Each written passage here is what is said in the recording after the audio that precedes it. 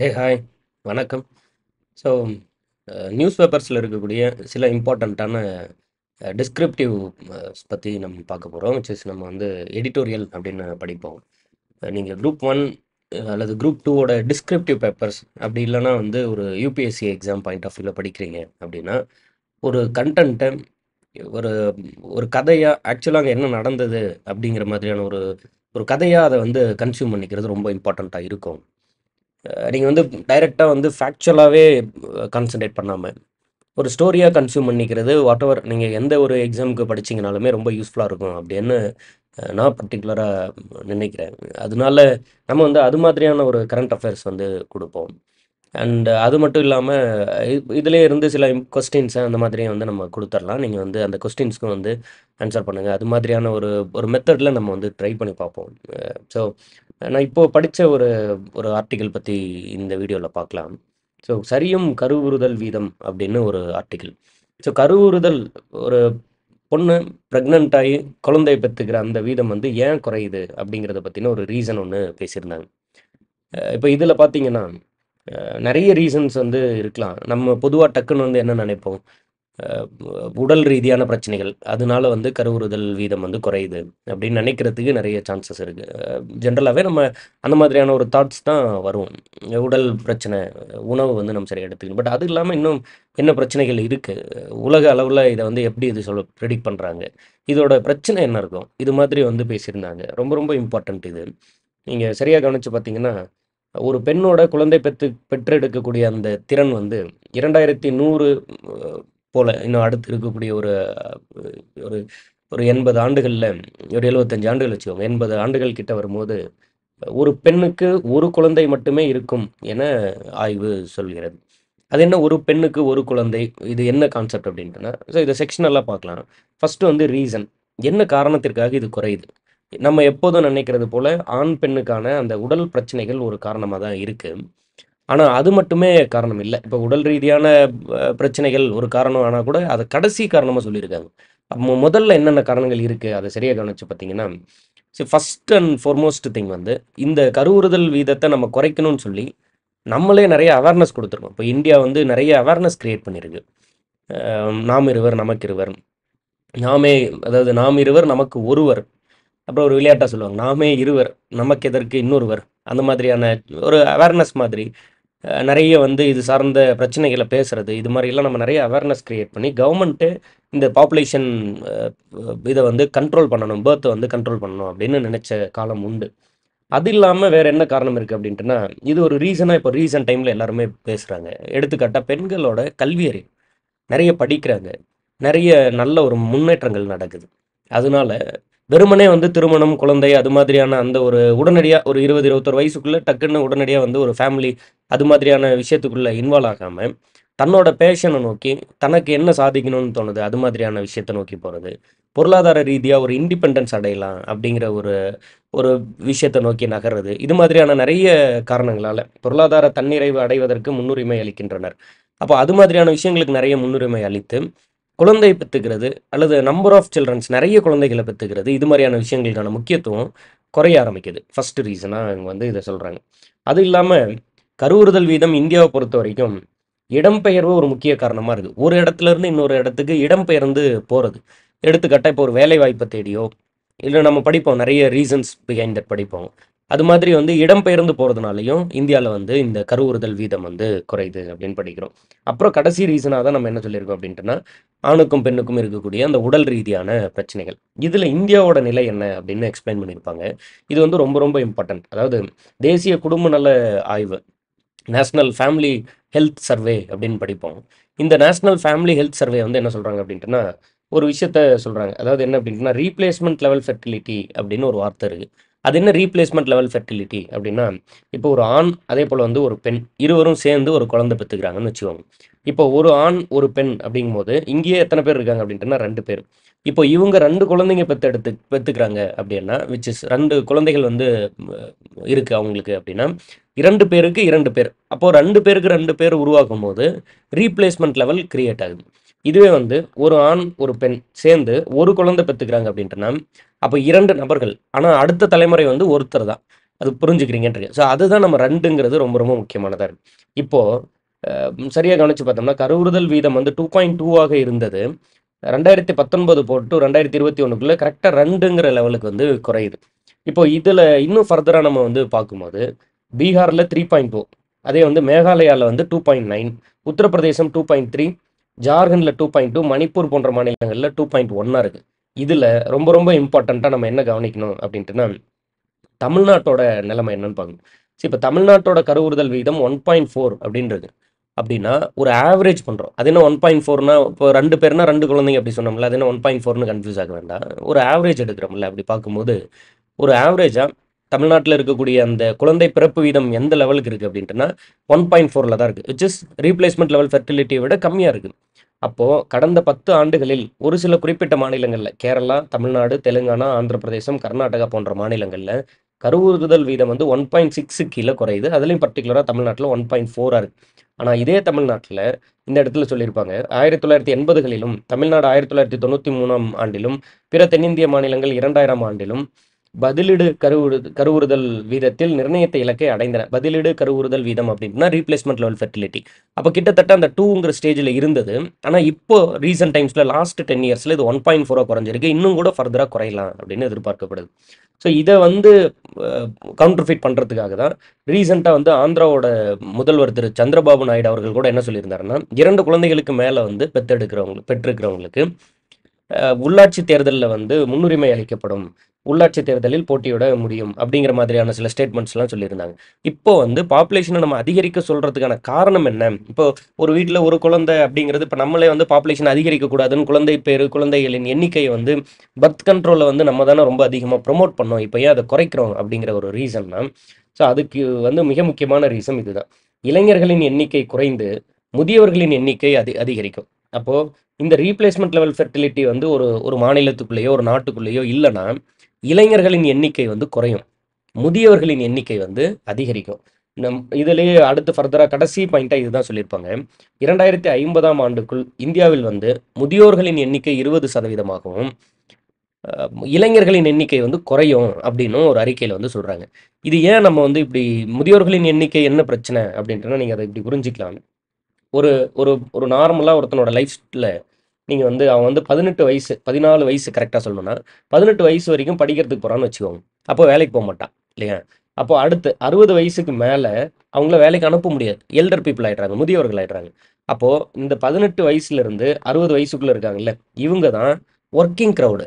ஒரு ஒரு நார்மலா ஒரு வீட்ட வந்து எடுத்துக்கோங்களேன். ஒரு வீட்டுக்குள்ள 18 வயசுலருந்து 60 வயசுக்குள்ள ஒரு 4 பேர் இருக்காங்கன்னு வச்சுக்கோங்க. ஒரு குழந்தை, ஒரு முதியவர் இருக்காருன்னு வச்சுப்போம். அப்ப அந்த வீட்டுக்குள்ள பொருளாதார நெருக்கடி மிகவும் குறைவா இருக்கும். ஏன்னா வேலைக்கு போறவங்க நெறைய இருக்காங்க. 18லிருந்து 60க்குள்ள ஒரே ஒருத்தர் இருக்காரு. ஒரு 4 எல்டர் பீப்பிள் இருக்காங்க. ஒரு 2 குழந்தைங்க இருக்காங்கன்னு வச்சுப்போம். இப்போ அந்த பர்டன் வந்து அதிகரிக்கும்.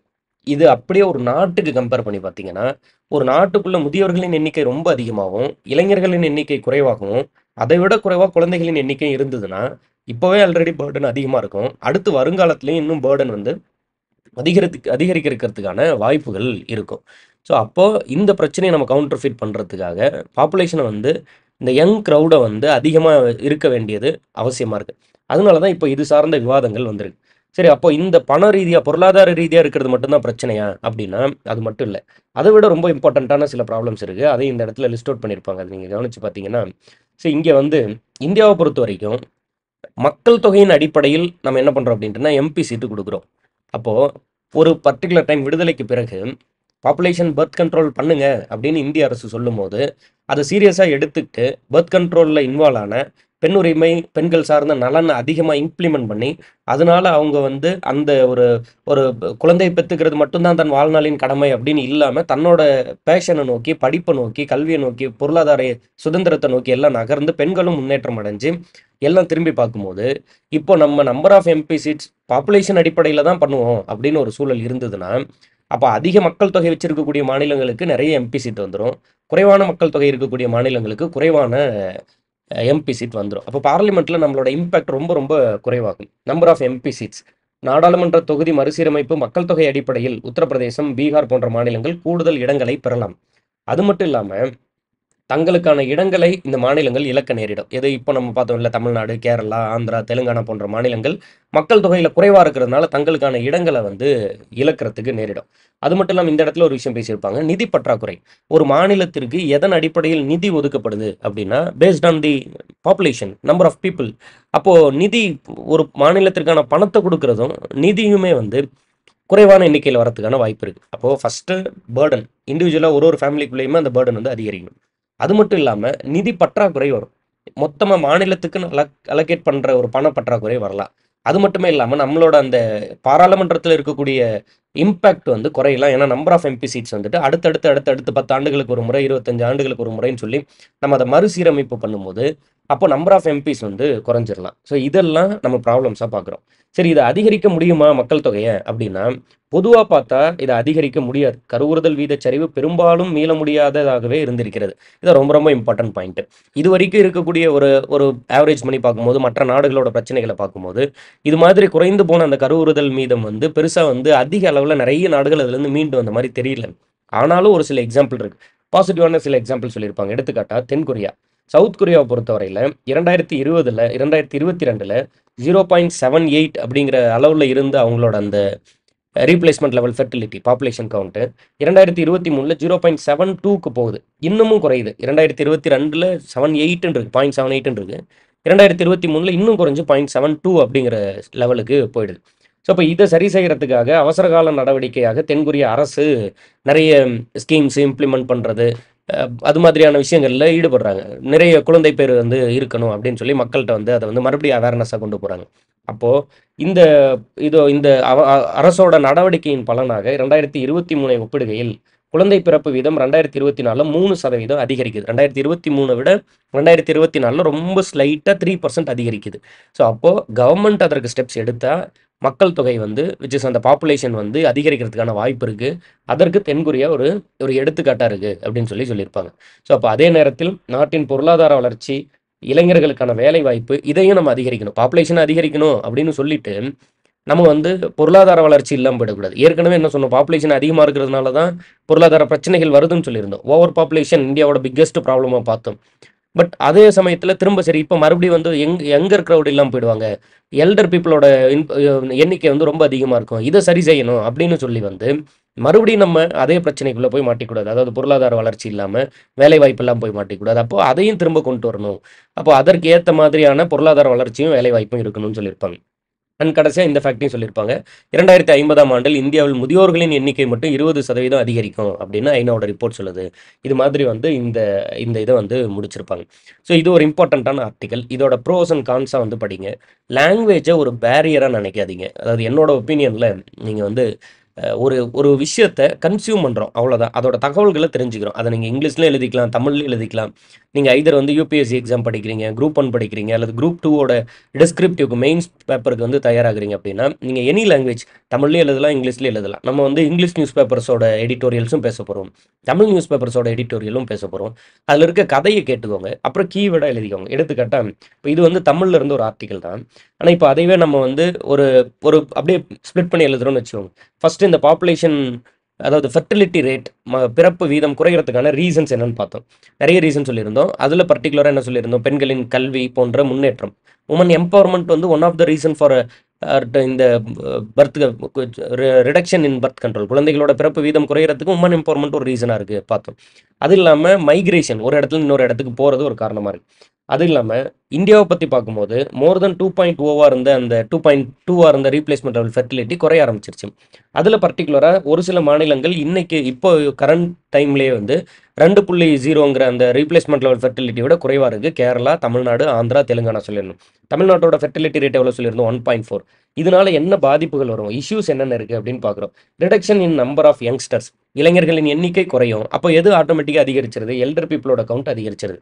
2050ல் யூஎன் இந்த இடத்துல சொல்லியிருப்பாங்க, யூஎன் அதாவது யுனைடெட் நேஷன்ஸ் பாப்புலேஷன் ஃபண்ட் யுஎன்எஃபிஏவோட அறிக்கையின்படி 2050ல் முதியோர்களின் எண்ணிக்கை 20% அதிகரிக்கும் அப்படின்னு சொல்லப்படுது. அது மட்டும் இல்லாமல் நம்பர் ஆஃப் எம்பி சீட்ஸ் குறையறதுக்கு வாய்ப்பு இருக்குது, பட்ஜெட் குறையறதுக்கு வாய்ப்பு இருக்குது. இல்லை எங்கேயே சொல்லியிருக்கோம், நம்பர் ஆஃப் எம்பி சீட்டும் ஃபண்டிங் பட்ஜெட் வந்து அந்த மாநிலத்திற்கான நாடாளுமன்ற பிரதிநிதித்துவமும் பட்ஜெட்டும் குறைய வாய்ப்பு இருக்குது அப்படின்னு படிக்கிறோம். ஸோ அப்போ இதற்கான சொல்யூஷன்ஸ் என்ன மாதிரியான தீர்வுகள் நம்ம வந்து சொல்கிறோம். மோஸ்ட்லி இதை வந்து நம்ம வந்து சரி செய்ய முடியறது இல்லை. ஆனால் ஒரு எக்ஸாம்பிள் இருக்குது. யார் சொல்லியிருந்தோம்? சவுத் கொரியா 2023 22 இது மாதிரியான டைமில் 0.78 0.73 குறைஞ்சிட்டு இருந்த அவங்களோட அந்த ஃபெர்டிலிட்டி ரேட் வந்து கவர்மெண்ட்டோட ஒரு இன்வால்மெண்ட்னால 2023 அண்ட் 2024 கம்பேர் பண்ணும்போது 3% அதிகரிக்குது அப்படின்னு படிக்கிறோம்.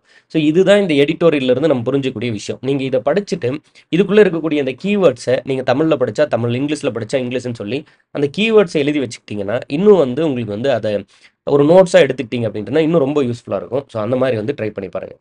இன்னொரு ஆர்டிக்கல் இருக்குது. இப்போ ஒரு ட்ரையலாக இது வந்து இந்த மெத்தட் நல்லா இருக்கா, இதை வந்து நம்ம தொடர்ந்து பண்ணலாமா அப்படிங்கிற மாதிரியான ஒரு கேள்வி இருந்தது எனக்கு. பொதுவாக நான் கரண்ட் அஃபேர்ஸ் படிக்கும்போது இது மாதிரி படிக்கிறது உண்டு. நியூஸ் பேப்பர்ஸில் இருக்கக்கூடிய கண்டென்ட்டை நல்லா ஃபுல்லாக கன்சியூம் பண்ணிடுறது. அதில் வந்துட்டு என்னென்ன நோட்ஸ் எடுக்க முடியும் அதெல்லாம் எடுத்துக்கிறது. அதுக்கப்புறம் தான் வந்து நம்ம வந்து மற்ற நியூஸஸ் இது எல்லாத்தையுமே இது பண்ணுறது. ஸோ அதனால் அந்த அந்த பாயிண்ட் ஆஃப் வியூலேயே வந்து நம்ம ஒரு லெக்சர் கொண்டு போகலாம் அப்படிங்கிற ஒரு ஐடியா இருந்ததுனால நான் வந்து இந்த மாதிரி ஸ்டார்ட் பண்ணேன். ஸோ இதற்கான வரவேற்பு எப்படி இருக்குது, நீங்கள் எப்படி எக்ஸ்பெக்ட் பண்ணுறீங்க அப்படிங்கிறத வந்து பார்த்துட்டு அதுக்கப்புறம் அடுத்த தொடர்ந்து எல்லா நியூஸ் பேப்பர் கட்ஸுமே வச்சு நம்ம வந்து பேசலாம். மேக்ஸிமம் ஒரு 3 நியூஸ் பேப்பர் ரெகுலராக நம்ம வந்து நான் வந்து படிக்கிறது உண்டு. தினமணி, தின இந்து தமிழ் திசை and the Hindu news paper. அதுலேயும் தி ஹிந்து நியூஸ் பேப்பரோட எடிட்டோரியல்லாம் வந்து நிறைய வேர்ல்டு பாலிடிக்ஸ், உலக அரசியல் பேசியிருப்பாங்க.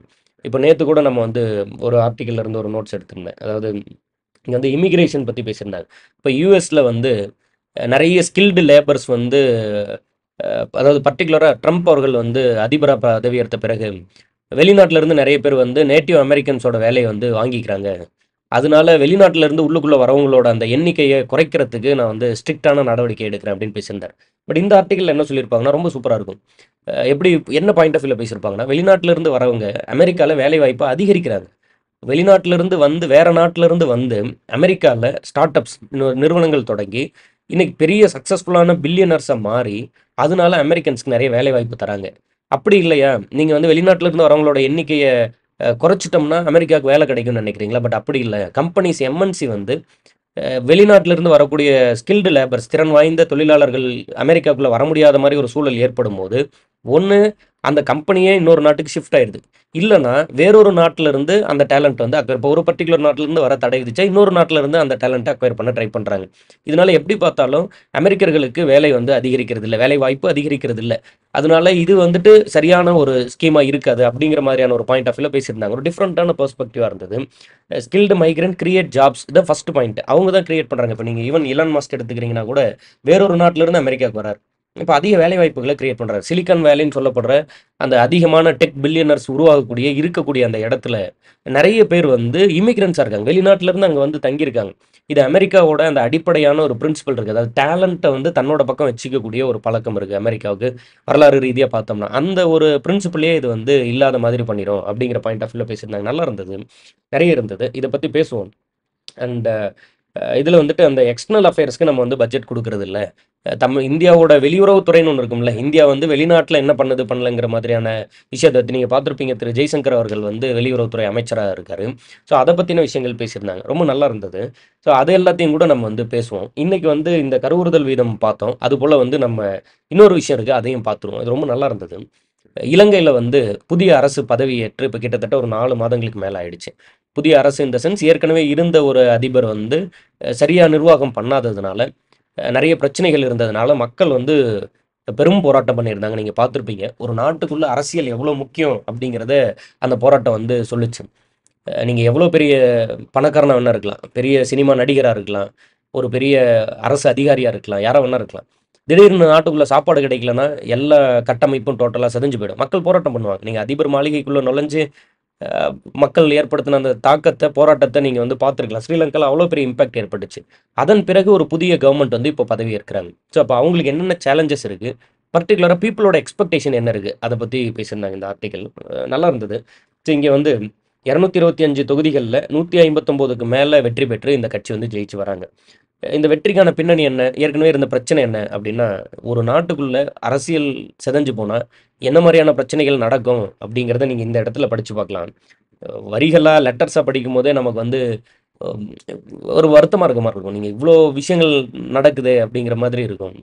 உண்மையிலே அந்த இடத்துல இருந்து அந்த துயரத்த ஃபேஸ் பண்றவங்க எந்த அளவுக்கு கடினப்பட்டுருப்பாங்க யோசிச்சு பாருங்க. ஃபர்ஸ்ட் அண்ட் ஃபார்மோஸ்ட் திங் முதல் பிரச்சனை என்ன அப்படின்ட்டுனா, விலைவாசி உயர்வு. தாறுமாறான விலைவாசி உயர்வு. பொருட்களோட விலை வந்து ரொம்ப பெருசா உயர்ந்து போயிடும். சாதாரண மனிதனால அரிசி வாங்கி சமைக்க முடியாத அளவுக்கு விலைவாசி உயர்ந்து போகும். அது இல்லாம தினமும் 13 மணி நேரம் மின்வெட்டு. மின்சாரம் இல்லன்னா எதுவுமே இல்ல. நம்ம இன்னைக்கு வந்து ரொம்ப அதிகமா எலக்ட்ரானிக் டிவைஸஸ சார்ந்திருக்கோம். பெட்ரோல், டீசல் காருக்கு பதிலா எலக்ட்ரிக் கார்ஸ நோக்கி நகர்ந்துட்டு இருக்கோம். இப்போ 13 மணி நேரம் மின்வெட்டு இருந்தா, எ என்ன மாதிரியான ஒரு கொடுமையான ஒரு சூழல் இருந்திருக்கும் யோசிச்சு பாருங்க. அந்நிய செலவாணி கையிருப்பே இல்ல. வெளிநாட்டில இருந்து எதையும் இறக்குமதி பண்ண முடியல. வெளிநாட்டில இருந்து நம்ம வாங்கக்கூடிய முக்கிய பொருட்கள் எதையும் வாங்க முடியாது. உரம் வாங்க முடியல, பெட்ரோல் வாங்க முடியல, டீசல் இல்ல, மண்ணெண்ணெய் இல்ல. உச்சகட்டமா போய் என்ன நடந்திருக்குன்னா, பிரிண்ட் பற்றாக்குறையினால கல்வி நிலையங்கள்ல வந்து தேர்வுகள் ரத்து. எந்த அளவுக்கு கொடுமையா இருந்திருக்கு பாருங்க. கொஸ்டின் பேப்பர் இப்ப நீங்க எக்ஸாம் எழுதுறீங்க, யுபிஎஸ்சி ஆர் டிஎன்பிஎஸ்சி எக்ஸாம் எழுதுறீங்கன்னா, கொஸ்டின் பேப்பர் பிரிண்ட் போட்டு தரணும்ல. அதுக்கு காசு இல்லைன்னு சொல்லி எஜுகேஷனல் இன்ஸ்டிடியூஷன்ஸ்ல எக்ஸாம்ஸ்ல வந்து இப்போ கல்வி நிறுவனங்கள்ல வந்து லீவ் விட்டுறாய்ங்க. பிரிண்ட் போட காசு இல்லன்னு சொல்லிட்டு. அந்த அளவுக்கு மோசமான அளவுல கஜானா காலி ஆயிருக்கு. ஸோ அப்படி இருந்தபோது, வேறொரு அரசு வந்து வருது. இப்ப ராஜபக்சே அரசு இதற்கு முன்னாடி இருந்த அதிபர் பேரு ராஜபக்சே உங்களுக்கு தெரிஞ்சிருக்கலாம். மக்களின் பேரெழுச்சி ஏற்பட்டது. அதிகாரத்தில் இருந்த குடும்பம் அந்த நாட்டை விட்டே வெளியேற்றப்பட்டது. அதற்கு அப்புறம் மக்களுக்கு வந்து ஒரு எலக்ஷன் வருது. அந்த எலக்ஷன்ல மக்கள் மதம், இனம், மொழி கடந்து வாக்களித்தனர். அப்போ இந்த மாதிரியான இந்த டைவர்சிட்டி எல்லாம் தாண்டி ஒரு நல்ல அரசு வந்தா போதும். ஒரு நல்ல வாழ்க்கை அமைஞ்சா போதும் அப்படிங்கிற தோரணையில மக்கள் வந்து வாக்கு செலுத்தி ஒரு கட்சியை தேர்ந்தெடுக்கிறாங்க.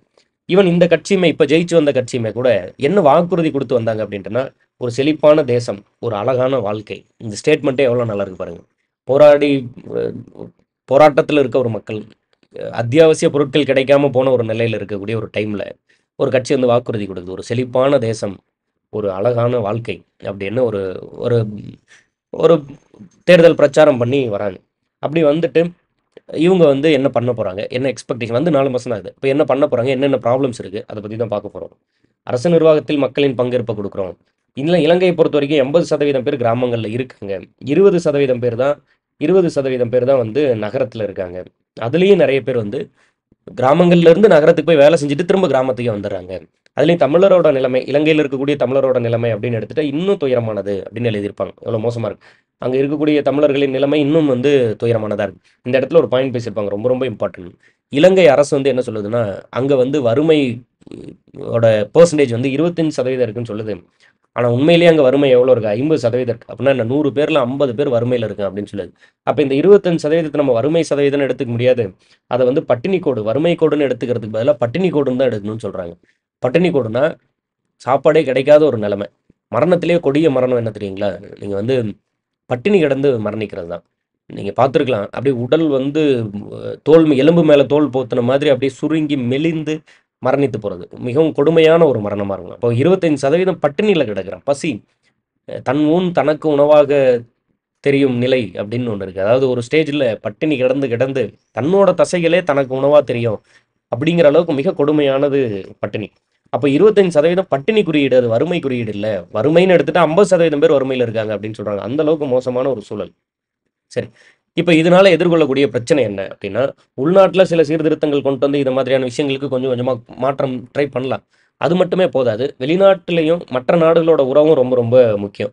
இதுக்கு வந்துட்டு அரசினுடைய வெளியுறவு கொள்கைகளும் முக்கியமா இருக்கு. அது போலவே இவர் என்ன பண்றாருன்னா, புதுசா வந்த அதிபர் திரு அனுராக் குமார திசநாயகே அவர்கள் வந்து என்ன பண்றாரு அப்படின்னா, இந்தியா வந்து பிரதமர் மோடி அவர்களை சந்திக்கிறாரு.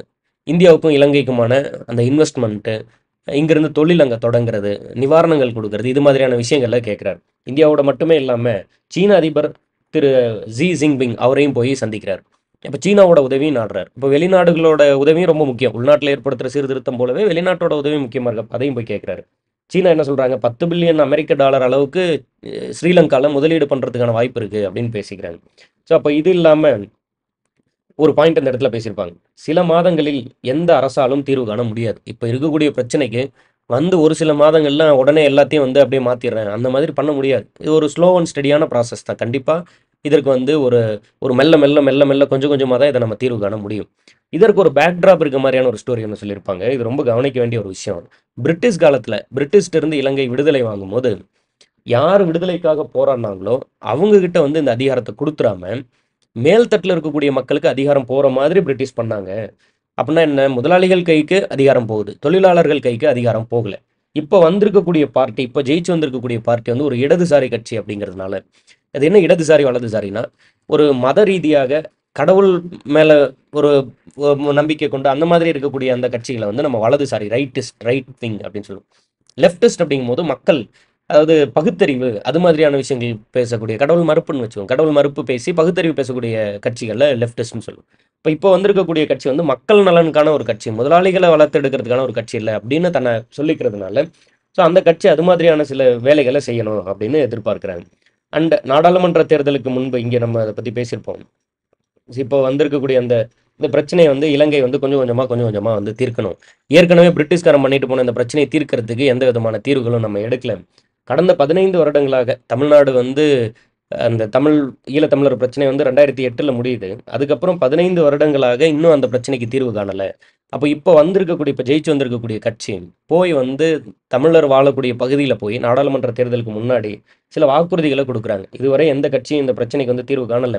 நாங்கள் ஜெயிச்சு வந்தோம்னா இந்த பிரச்சனைக்கு தீர்வு காணுவோம் அப்படின்னு வாக்குறுதி கொடுக்குறாங்க. அதனால தமிழர் வாழும் பகுதியிலும் இப்போ ஆட்சியில் இருக்கக்கூடிய கட்சி வந்து நல்லா வந்து வெற்றி பெற்று வந்திருக்கு. ஸோ அதனால அது சார்ந்த தீர்வுகளும் எடுக்கணும் அப்படின்னு பேசியிருப்பாங்க.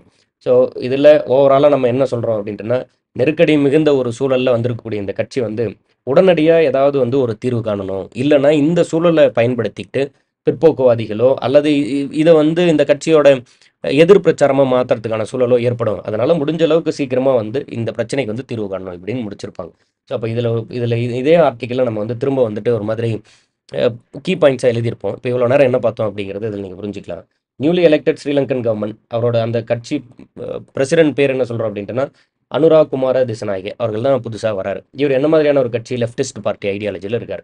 கட்சியோட பேர் என்ன? ஜேவிபி, ஜனத விமுக்தி பெரமுனா அப்படிங்கிறத கட்சியோட பேர்.